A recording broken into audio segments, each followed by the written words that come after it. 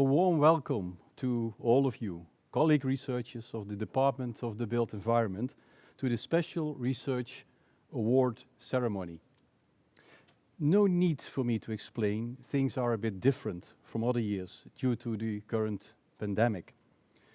We don't meet this year for a common research day, but instead we organized a series of short meetings to discuss the topic that unites all of us, research. We couldn't kick off this series of celebrating research better than with an award ceremony.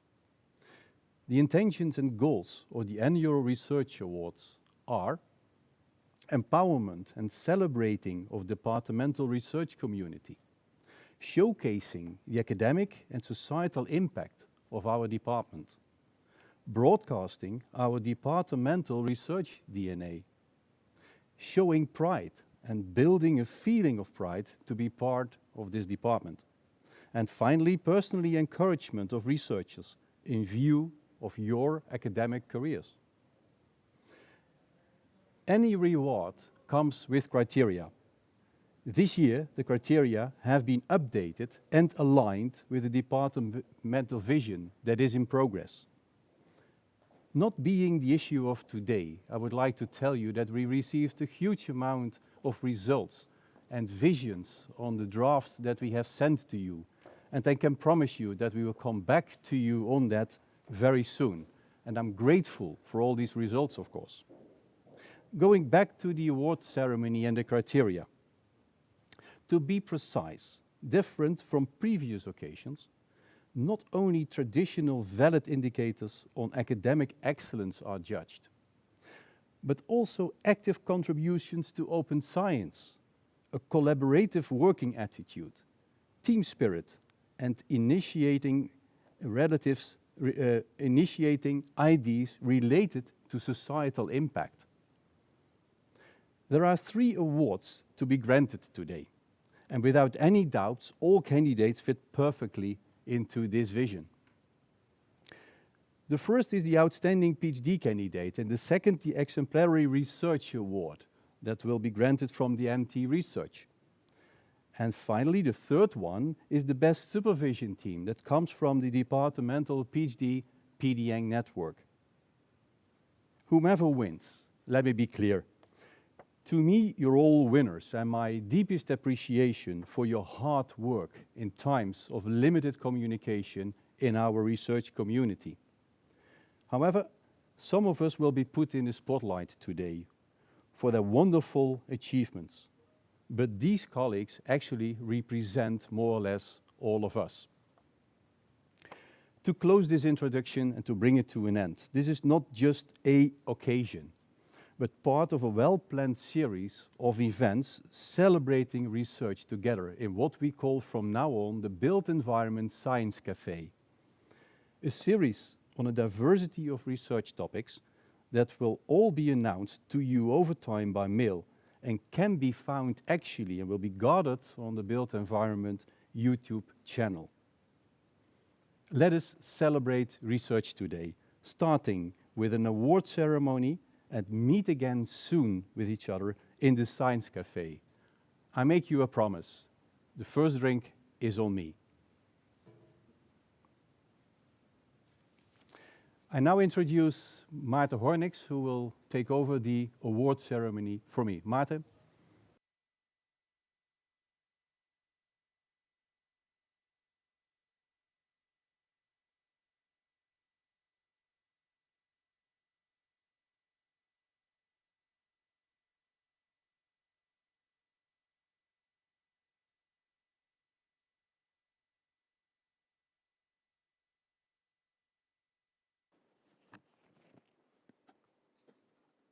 Good afternoon to you.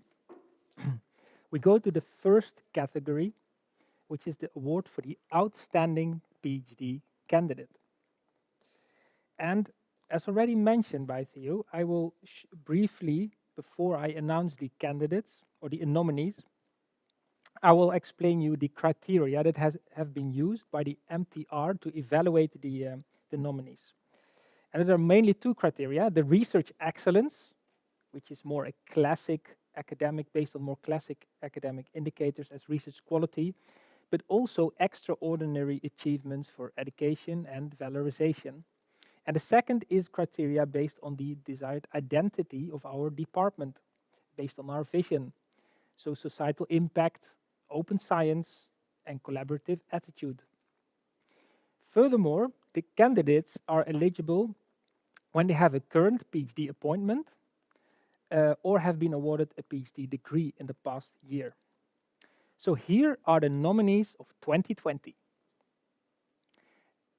Davide Leonetti, he concluded his PhD trajectory this year with a defense on June 2nd.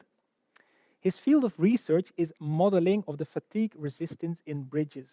Davide has not only made fundamental, novel scientific contributions, but he has also demonstrated excellent student supervision, collaboration, and valorization skills.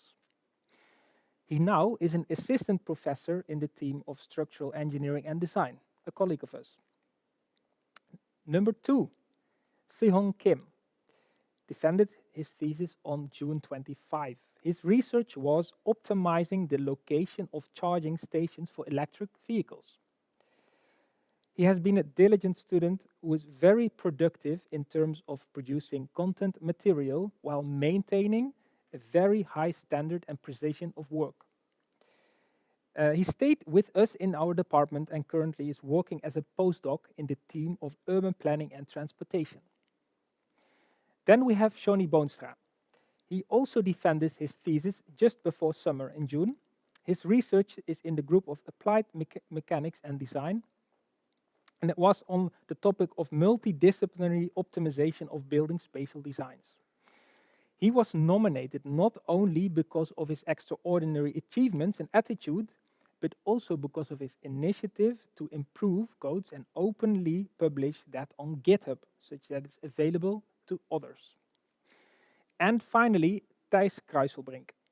He defended a few weeks ago with a cum laude PhD. Thijs investigated the feasibility of developing and applying a novel sensor, the BI, to control and optimize lighting quality of smart lighting systems. And it resulted, amongst others, in a patent application with the support of Signify. And now we are at the moment where I can announce the winner. The award, Outstanding PhD Candidate 2020, goes to Johnny Boonstra.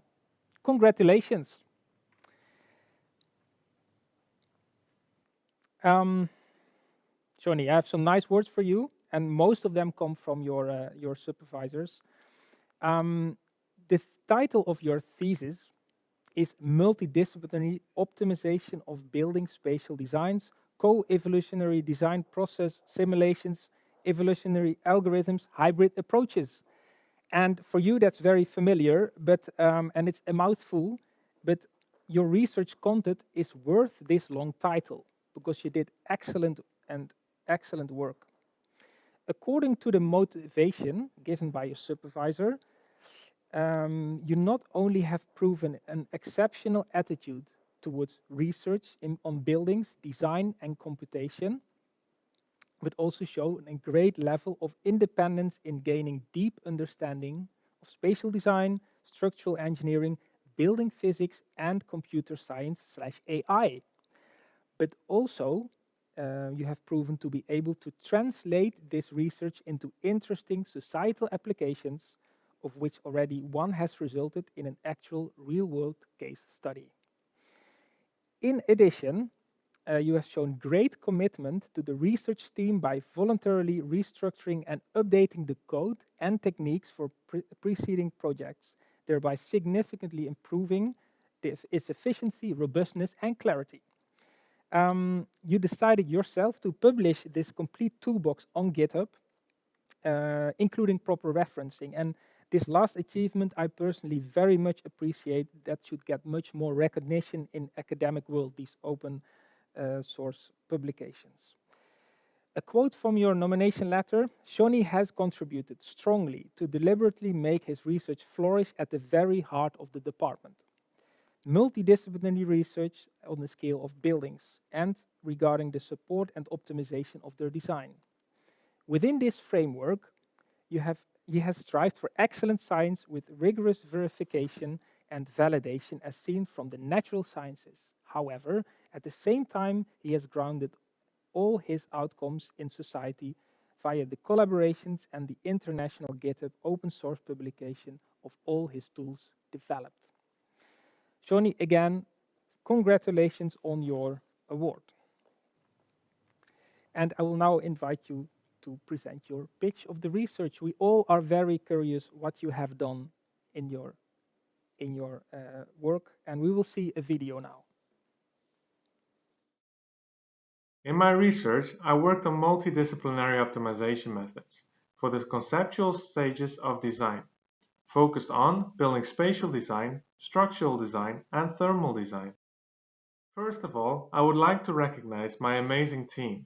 The team is a collaboration between the TU Eindhoven, the Leiden Institute of Advanced Computer Science, and the Twee Snoeken in Den Bosch, an architecture and software development company. We were funded by NWO. This research considers two fundamental approaches for design. On one hand, design processes, in which a designer uses knowledge, experience, and creativity to make design decisions to find a final design. And on the other hand, optimization algorithms, which find well-performing solutions from a parameterized design model.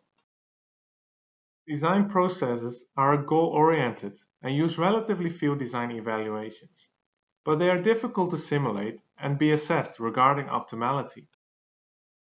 Optimization algorithms use many evaluations to yield qualitative insight into the optimality of designs via so-called Pareto front. However, by parameterizing the design model, it is possible to exclude designs a priori, which is not the case for design processes. We investigated if these advantages can be combined and if their disadvantages can be diminished. This through hybridization, which is in the basis the alternative employment of each method. This is achieved by first running a small number of evaluations by the optimization algorithm. Several different configurations of design process simulations are then applied to a selection of the optimization results. The results of these simulations are then used to reconfigure the optimization algorithm. This process is repeated, through which it becomes more efficient than a pure optimization algorithm. It is less likely to exclude designs, and it yields qualitative insights in the optimality of designs. To enable our research, we have developed a toolbox, which is now available as an open source repository, and which can be used for a wide range of research projects.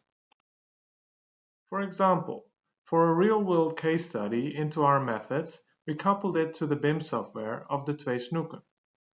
Also, our master students were able to carry out interesting research projects, such as 3D spatial zoning for structural design.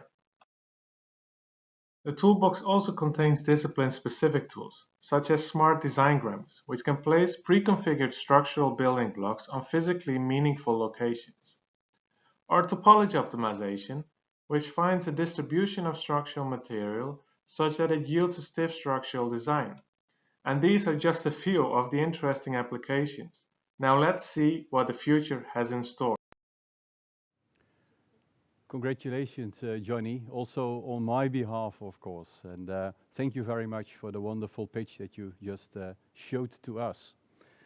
I would like to give the floor now to Pieter van Wezenmaal to take over for the next award on exemplary research.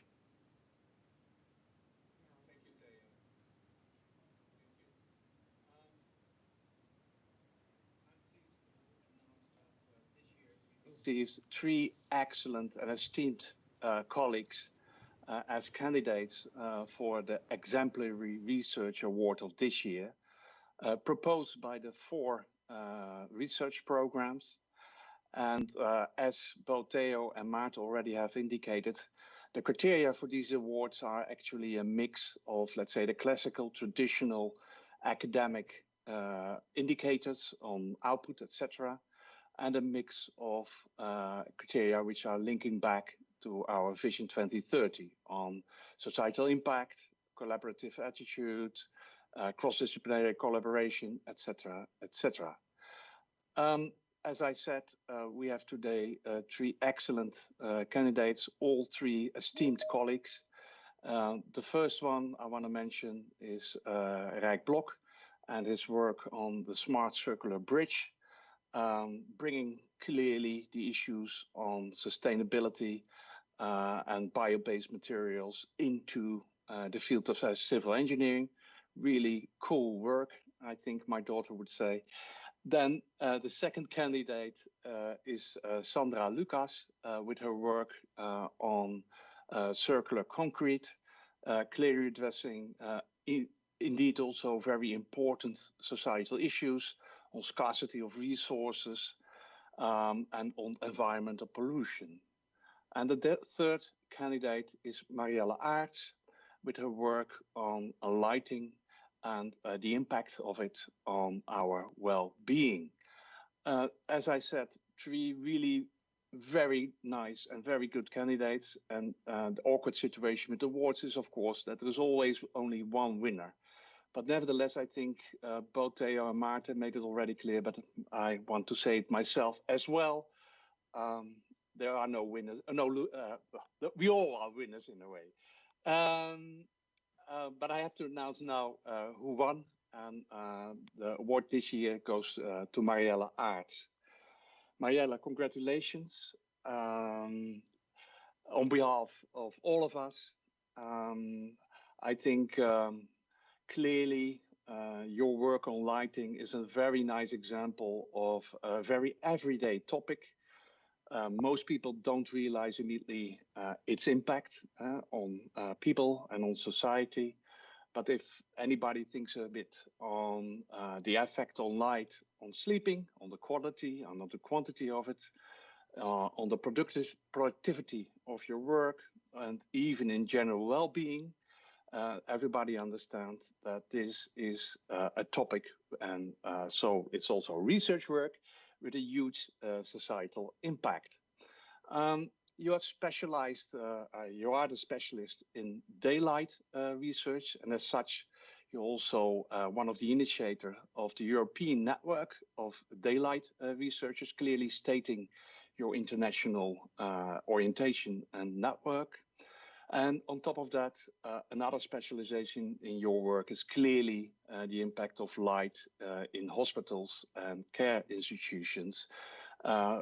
The more relevant, I would say, in these COVID times, of course, where our heroes in the health can use optimum working conditions, of course. Also in that field, you are clearly collaborating closely with practitioners, both in the Radboud Hospital, Huon Bosch, and Maxima Medisch Centrum, to mention a few. You do that kind of research together with colleagues from innovation science and industrial engineering through the Intelligent Light Institute, especially colleagues on social psychology and reception psychology. And increasingly, you're recognized also in the outside world as an authority in your field.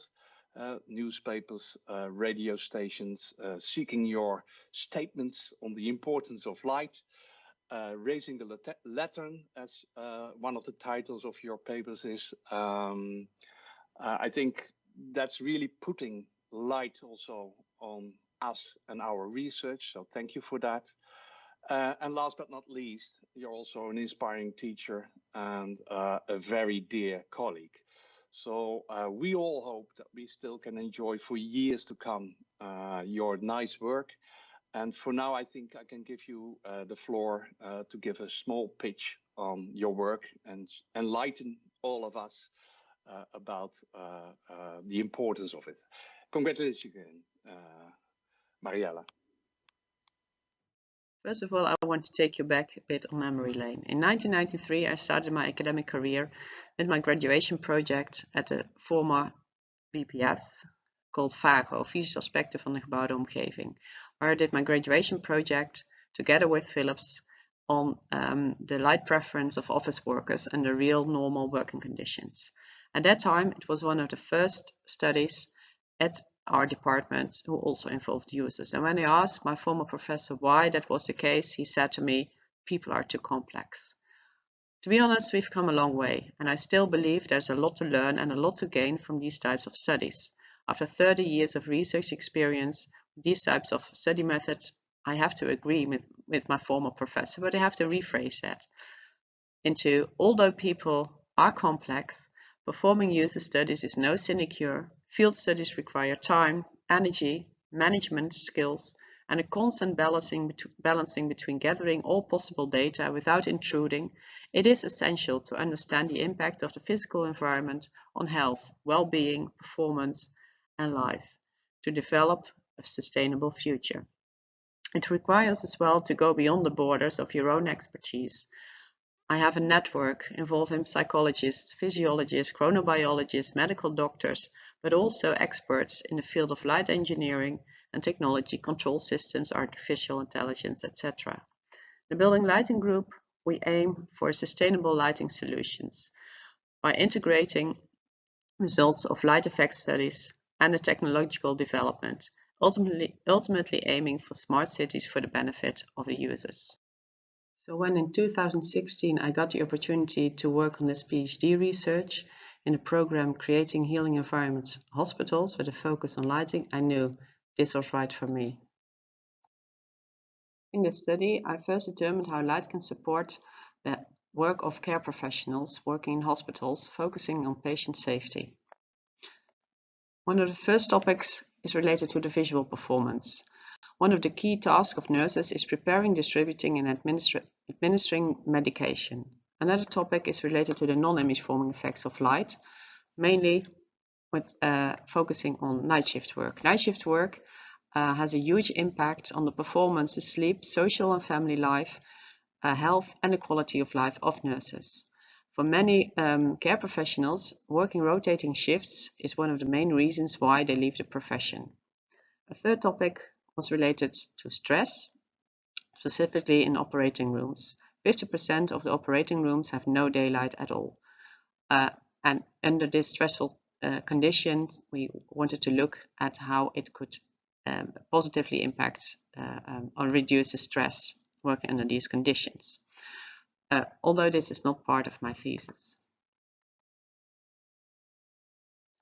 For the first study, we had a contextual controlled study, and we found a positive correlation between age of the participants and the need for light. But we also found that the visual acuity, so how well your eyes are corrected, is a dominant factor. For the second one, we performed a placebo-controlled crossover design field study in a real hospital environment, where we looked at the effect of blue-emitting glasses during the night shift. We found that nurses were more alert on the drive on their way home after the first night shift, which was a positive effect. A negative effect was that the sleep quality was worse after the first night shift, but we didn't find any impact on alertness, not during the night nor during the daytime. These two studies are just a representation of part of the work that I've been doing. But in conclusion, we can say that light is a simple and natural way to support the work of health, to keep nurses healthy as well. And more attention should be on the hospital environment, and healthy nurses are key in maintaining the high standard of healthcare. To be honest, I don't know if I am the best researcher, but I know what it needs to organize these types of studies and also to get some valid results. I also know that you need a team that helps you out on this one. Specifically, therefore, I want to thank my promotion team, Professor Helian Tekort, Professor Evert van Loenen, and Professor Alexander Roseman. I'm forever grateful for all the work that you've done and the support that I've received. Thank you so much. First of all, I want to take you back a bit. Marielle, many congratulations on my behalf, of course, on winning this wonderful award. And thank you for the message that you sent us in the video about the research work that you are doing. The wonderful research work, of course. We now go to the third and already final award on Best Supervision Team. And I can't stress more the importance of having good supervisions for our PhD and PDN students. Of course, we all recognize this importance, but I would like to emphasize that on a day like this, because I think it is key for the talent that we deliver at the end. I would now like to invite Nadia Pintossi, coming from the PhD PDN network, to present the award for this category. Nadia, the floor is yours.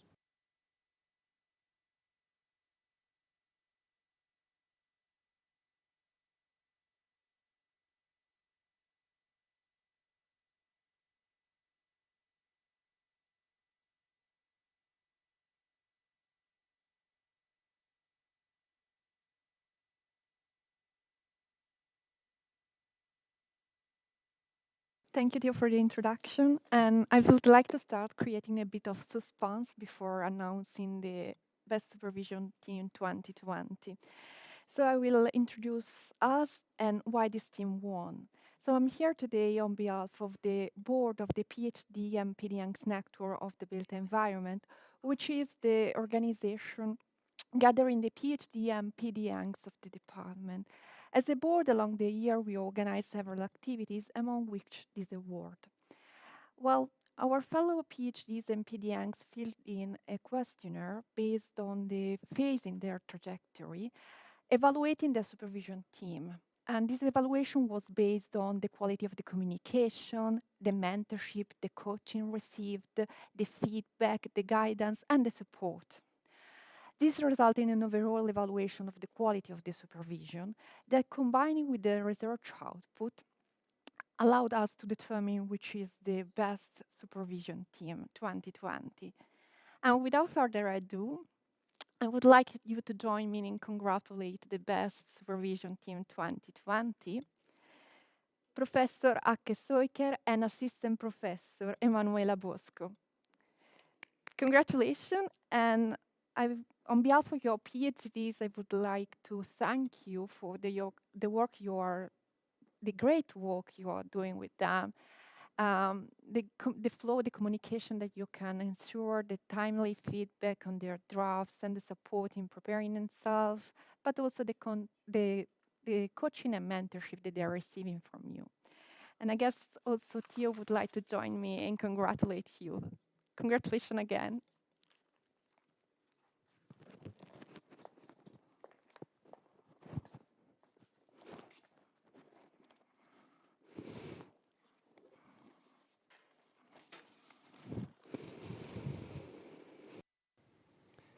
Yeah, for sure, I would like to join Nadia on congratulating Ake and Emanuela with this award, and no need to say, well deserved. Thank you guys for all the hard work that you are doing in our department.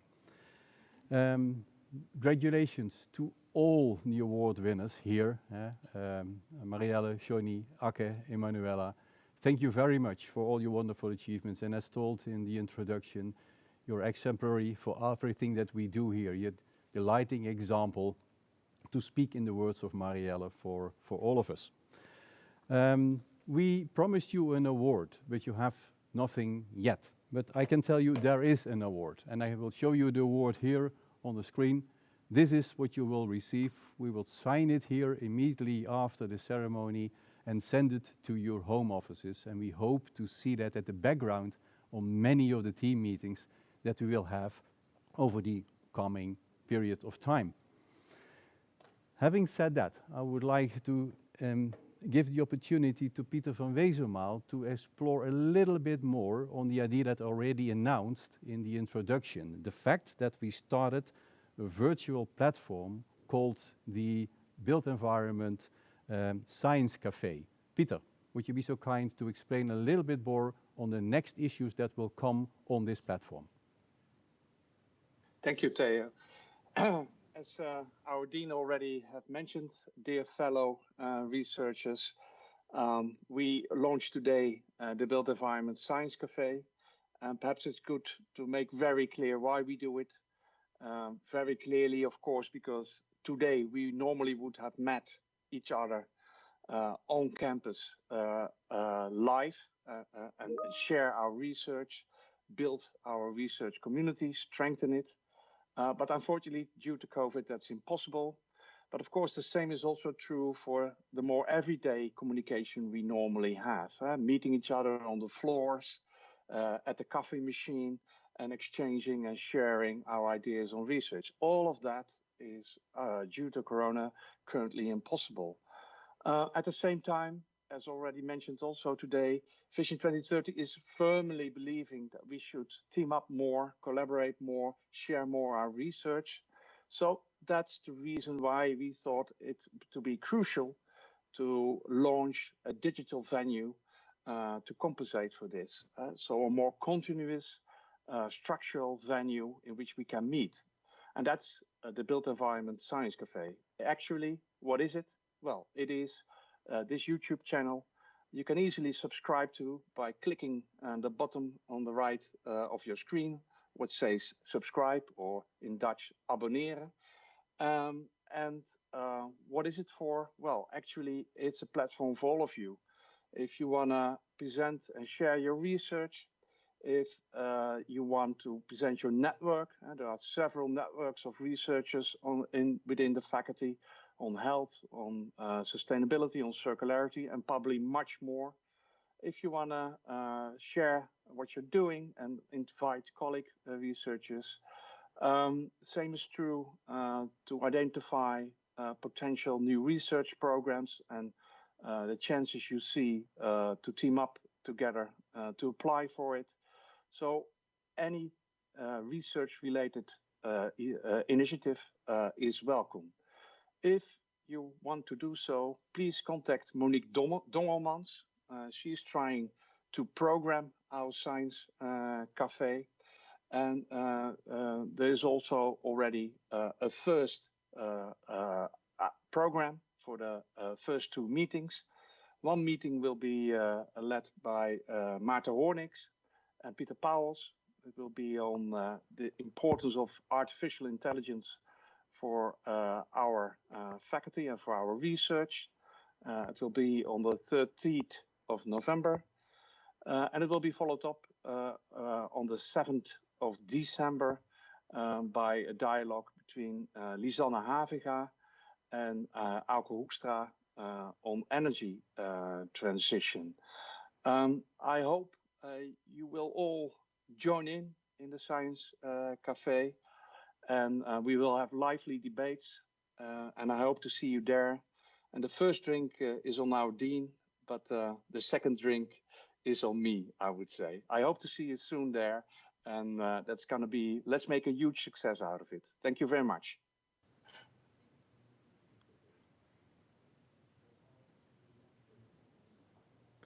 Thank you, Peter, for these very good words, and thank you for the initiative. A cafe is on a lot of noise, and if we look in the chat box, we can see the noise coming in our cafe already.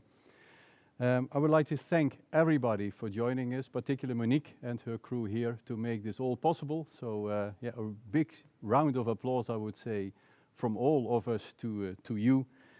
Stay healthy and see you again in our cafe.